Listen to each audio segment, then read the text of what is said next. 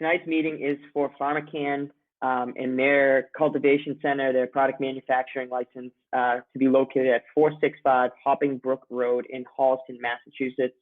Tonight's meeting is being recorded. The way the meeting typically would go is that I would work through some of the compliance summaries. I will then turn it over to Dan Donahue, who will go through the presentation for the licensee. And then we will move to a Q&A if we have any members of the community join us at that portion. We can accept them through messages and through live face-to-face chat. As of right now, we have 0 members of the community on tonight's meeting. For the record, my name is Jonathan Capano. I'm with Smith, Cassell & Crawford. I am moderating tonight's meeting. So a few quick points on the compliance, and then we can jump into the presentation. So on April 27th, 2020, the CCC issued an administrative order allowing for virtual community outreach meetings in order to comply with the governor's emergency order, which has since expired. The CCC this week extended this administrative order to April 2022. Therefore, virtual community outreach meetings are still in effect. There are a few compliance points that we have to touch on for the record here. I won't go through all of them, but these are the ones that are important to make sure we have on the record. First, the applicant shall obtain approval in writing from a contracting authority or an authorized representative of the host community for a virtual community outreach meeting. Pharmacann received this written consent on August 18th, 2021. Next, the applicant shall follow all accessibility guidelines, including the ADA accessibility guidelines, which should include closed captioning. Tonight's meeting is on Google Meets, which at the bottom of the screen provides a closed caption feature for anyone that may join. Oh, we have a member. Hello. Good evening. I was just kind of starting the presentation. We're going to keep you on mute just until we get through the compliance summary, through the presentation, and then we will have a Q&A session at the end where there can be a back and forth between those on the call tonight and the applicant. But thank you for joining us. Next, the applicant shall ensure full compliance with the notice requirements for community outreach meetings. This is a 3-notice process. The first notice is a newspaper ad in a publication that's frequently circulated throughout the community. This ad requires 14 days in advance notice of the meeting. We posted in the local newspaper on August 20th, 2021. The next notice requirement is a notice to the municipality. This requires 7 days advance notice. We presented notice to Holliston on August 16th, 2021. The third and final notice requirement is a mailing to all abutters. This is a 7 days in advance notice requirement.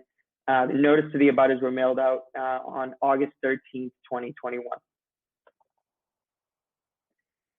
Next, the applicant shall provide in notice instructions on how to join and participate in the meeting. The link and a dial-in phone number was provided in the notice for anyone who was looking to join the call. Next, the applicant shall post on a publicly accessible website all meeting materials at least 24 hours in advance of the meeting.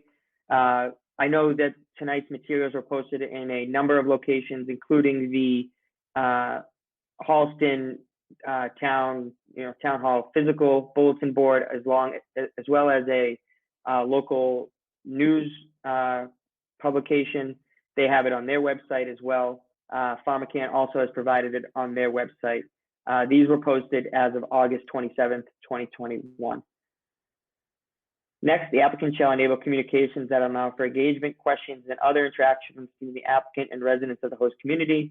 Again, we chose Google Meets because there is a message feature, there's a dial-in feature, and you can also have a live chat, which provides for more of an interaction as opposed to a presentation-style meeting. Next, the applicant shall designate a meeting moderator. The individual shall not be associated with the applicant. That is my role in tonight's meeting. I'll state again, my name is Jonathan Capano. I'm with Smith, Cassell & Crawford Public Policy Law Group. We are regulatory legal counsel for Pharmacann. We have no vested interest, no direct or indirect control of the license. Therefore, we've been deemed a neutral party and fit to moderate tonight's meeting. Next, the applicant shall submit to the commission the number of participants attending the meeting. Currently in the meeting, we have 4 members of our team and 1 member of the public. I will do another check on that at the end of the presentation, just to make sure we have final head counts on all of that. The next piece is the applicant shall submit to the commission a recording of the meeting as an attachment to their license application. So we will be providing this to the CCC, whether it's through a Google Drive means or a download, depending on the size of the recording. Lastly, the applicant shall submit a recording of the meeting to the host community in a form or manner conducive for replay on local cable access or other broadcast means at the host community's discretion. So we will provide the same link, the same copy of the video to Holliston, and at their discretion, they can post it or share it however they deem fit. So those are the compliance pieces that we had to meet for tonight's meeting in order to have it happen. I will now turn it over to Dan Donahue, who will present for Pharmacann to tell you what the licensee is planning to do at this location. Once he concludes his presentation, we can go into a Q&A session. Dan? Thanks, Joe. Good evening, everyone. This community outreach hearing is to let the town know and our abutters that we're going to be starting production on our cannabis-infused pectin-based gummy product. We're going to be launching with a green apple and a mixed berry. So with that said, I'll start the slideshow here. So we're proposing to start manufacturing here at the cultivation center located at 465 Hopping Brook Road here in Holliston, Massachusetts. Okay, so I'm just going to let the slideshow go, and I'll touch on the points that are related to our operations and our product manufacturing here. This is basically an overview of the company, our vision, and the operating states we're currently in here. We also have an agenda, a basic overview to propose our manufacturing start date of proposal October, mid-October, early November. And we're trying to provide some information to the town here and outline a plan to positively impact the community.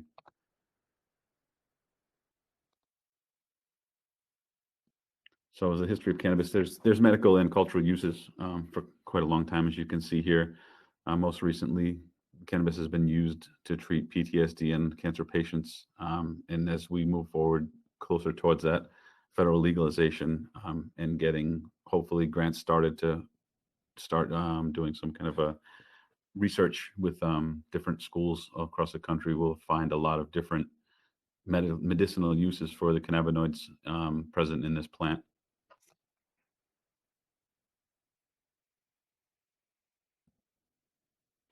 So the science of cannabis, there's Cbd and Thc cannabinoids. Cbd is for anti-anxiety, post-traumatic stress, like I said, to treat the cancer. It doesn't have the psychoactive effects of THC or that high feeling that you get from THC, whereas THC is, like it's here, it's the chemical responsible for this psychological effects.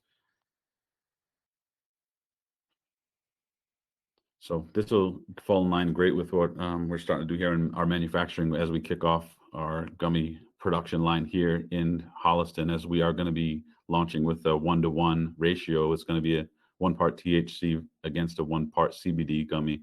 So we're going to try to target in a lower dosage, pain relief as well as the effects of the THC. We're also going to be doing a 4-to-1 CBD THC ratio, where it's a 4 part CBD, 1 part THC gummy. Those will be our 2 gummies that we are releasing here in Holliston to launch with. You can see here the helpful aspects of understanding these cannabinoids from both the THC and CBD side on the far right hand side of this slide deck here.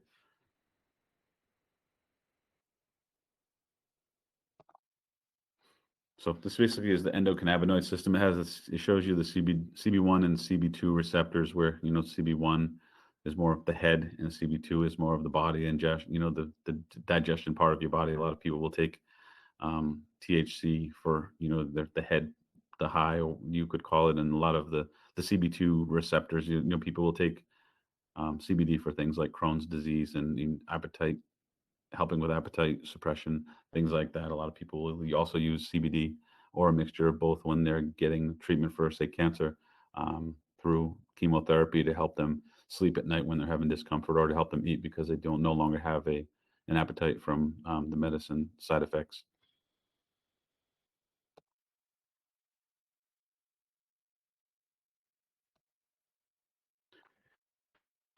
Here we'll touch on our security. We do have a 24/7 surveillance and alarm monitoring system here. We do have a redundant system, as we do have a primary and a backup. So we do have two different emergency continuous surveillance systems here at the facility that are operating at all times.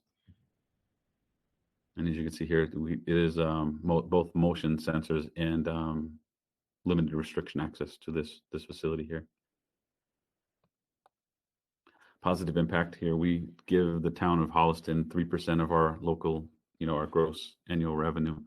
The town of Holliston delegates where it goes. We have a lot of outreach that we do with the local police department when there's fundraisers and/or drives that, most recently there was a canine drive that we're doing with the town of Holliston Police Department for children and abuse victims. So we did do that a few months back, and whenever the police department reaches out, we quickly help out to help any way we can impact the community here.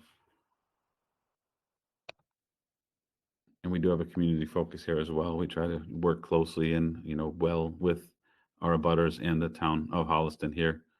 We do have our parking lot securely monitored and well lit, and we try to make sure that we're keeping our abutters, our neighbors, everyone being respectful of it, keeping the noise, there's no noise coming from the facility. We're implementing the odor mitigation to try to mitigate any odors. We try to make it so that nobody knows we're here while we're here. So make it easy for everybody. And now to the Q&A part, and I'll exit out. I'll stop sharing here so I can see the screen and answer any questions that are needed at this time. That's great. Thank you, Dan. All right, at this time, we still, we have 4 participants, down from 5 because Dan was presenting on a different one. We do have a phone number here, a 508 that ends in 76. That's our only participant. So if you have any questions or you'd have anything you'd like to say, we'd welcome, to open it up to you. You have the floor. Can you hear me? Yep, we can. Oh, sorry. I'm like new to doing this via phone. I guess my only question is there any plans to expand the building and the facility? There is. We do have, they graded out. I'm not sure if you've seen the facility or have been back here at all, but there is it's flat and graded in the back here. We do have the opportunity, to expand our greenhouse capabilities. I don't believe we have any plans to expand manufacturing, processing, extraction capabilities, but there is a potential, based on the market demand, that we could put another greenhouse out back, similar to the greenhouse we have here. It accounts for about 50% of our current occupancy space here in the facility. Okay, and did you say that area is already cleaned versus like the need to clear trees? Right. Yeah. So I'm not sure if you've been here to the facility, or you're welcome to. If you would like to ever come I can down. only see you through the trees. If you ever want to come in for a tour, anytime, feel free. We're open to them. If you look through the tree, if you can see through the trees, and you can see it's equivalent to the size of maybe a half of a football field. Okay. That's where we are. It's kind of like it's nice. It's graded. It's already grassed. It's ready for us to drop the other greenhouse on. Yeah, there wouldn't be any more clearing of trees or of any type of land Fantastic. at all. All right. Thank you. That's Dan, my only question. Thanks. Okay, great. Yeah, Dan, I was just going to ask that maybe we speak to the fact that there is a cap on cultivation in the state. Pharmacann is only allowed to do a certain amount of cultivation. I don't know what you guys currently have for licensure, but the space that they do have occupies a good amount of their ability to grow their footprint in any sort of greenhouse or cultivation facility. Right. Yeah. So we have right now 11,000 square foot of canopy space. We do have a license for, I believe, 30,000 square foot of canopy space, and that will take up the secondary greenhouse there. Yeah. Okay, great. Yeah, so we're not expanding our footprint. We won't be doing any type of destruction to the forest or what's been going on out back. I've seen it when I first started here. No, we won't be doing any of that. Awesome. No, you guys are great neighbors. We love having you back there. So thank you.